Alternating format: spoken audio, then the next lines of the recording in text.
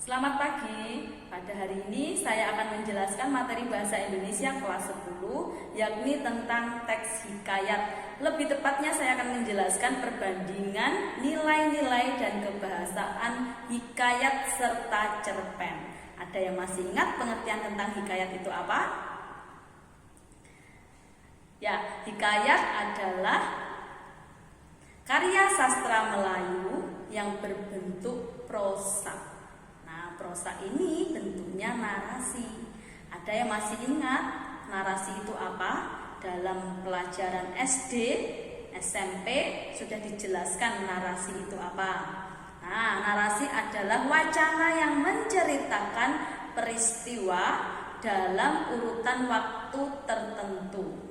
Dikatakan peristiwa dalam urutan waktu tertentu berarti narasi ini menceritakan pengalaman yang pernah terjadi. Itu yang dinamakan dengan hikayat. Ada yang masih ingat ciri-ciri hikayat itu apa? Sebutkan 2 saja ciri-ciri hikayat yang masih ingat loh ya. Saya akan bantu menjawabnya. Ciri-ciri hikayat yang pertama itu anonim. Anonim itu artinya pengarang atau penulis dalam hikayat itu tidak disebutkan dengan jelas. Yang kedua adalah istana sentris.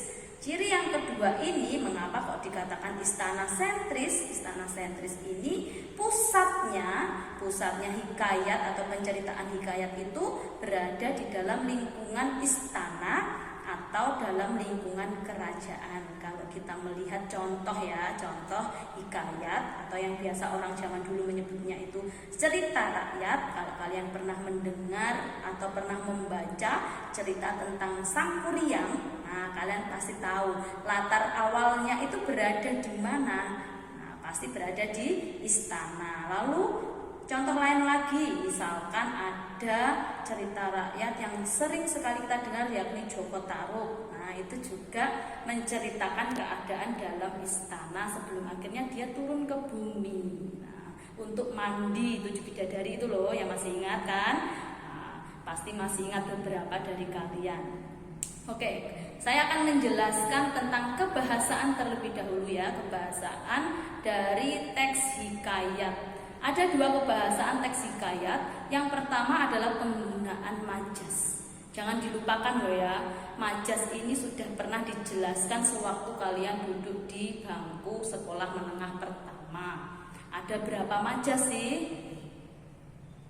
Ya, ada 4 majas. Yang pertama, majas perbandingan. Pasti yang kalian ingat itu majasnya personifikasi, metafora, metonimia, dan lain sebagainya.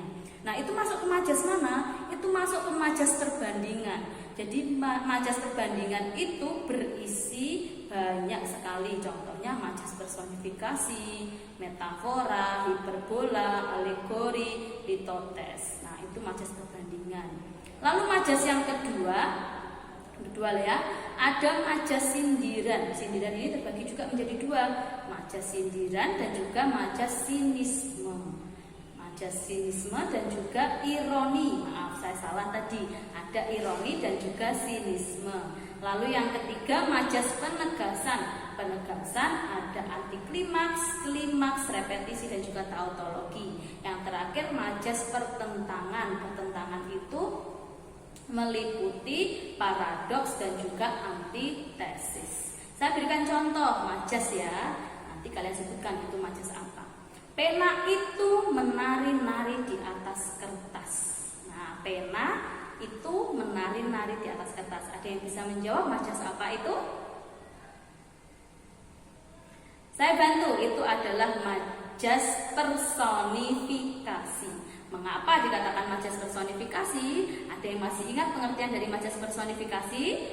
Majas yang mengibaratkan benda mati memiliki sifat seperti manusia.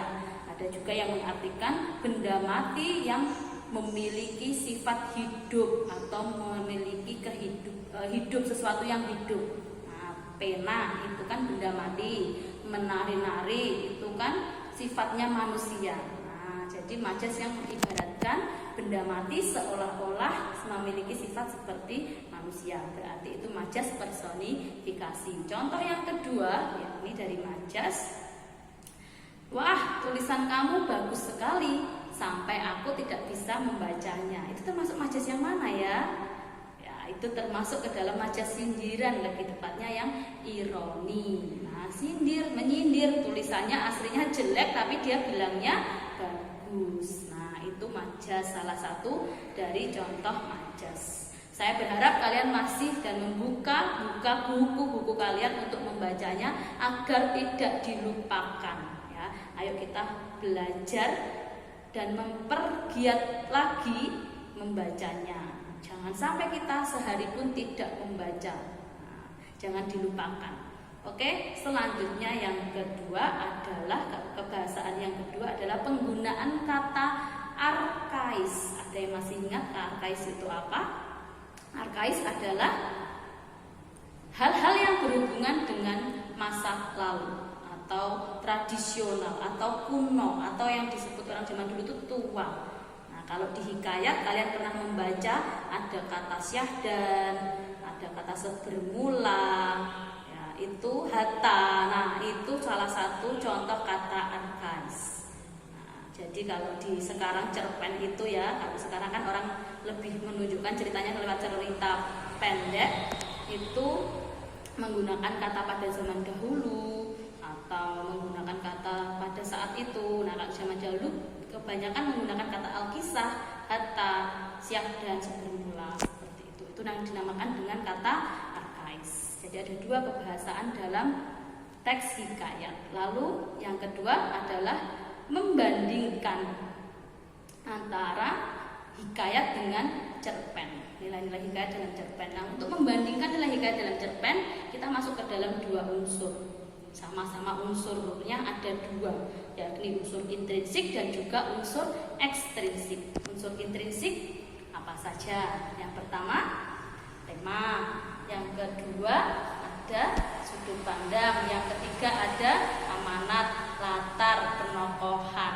Nah, itu unsur intrinsiknya. Saya beri contoh, kalau untuk tema di dalam hikayat itu temanya tidak bisa bervariasi seperti yang di teks cerpen. Sedangkan yang di hikayat itu hanya seputar seperjuangan, tentang perjuangan, seperti itu peperangan. Sedangkan dalam cerpen itu temanya bervariasi, bisa tentang percintaan, persahabatan, kemanusiaan, dan lain sebagainya. Lalu yang kedua contohnya yaitu tentang latar. Kalau di hikayat latar itu biasanya berupa istana sentris atau terpusatnya di istana atau kerajaan. Sedangkan di cerpen itu beragam atau bervariasi. Latarnya bisa di rumah, di kebun, di sekolah, dan lain sebagainya. Itu contohnya. Lalu kalau untuk unsur ekstrinsik biografi, kalau untuk hikayat itu mereka lebih penyampaiannya lebih singkat. Kalau yang di cerpen itu lebih panjang, seperti itu. Banyak sekali. Sedangkan untuk ekstrinsik yang kedua itu berupa nilai. Kalau nilai yang terkandung di dalam hikayat itu hanya kebanyakan itu nilai agama dan juga yang mengandung pendidikan. Sedangkan yang di teks cerpen itu nilainya lebih banyak.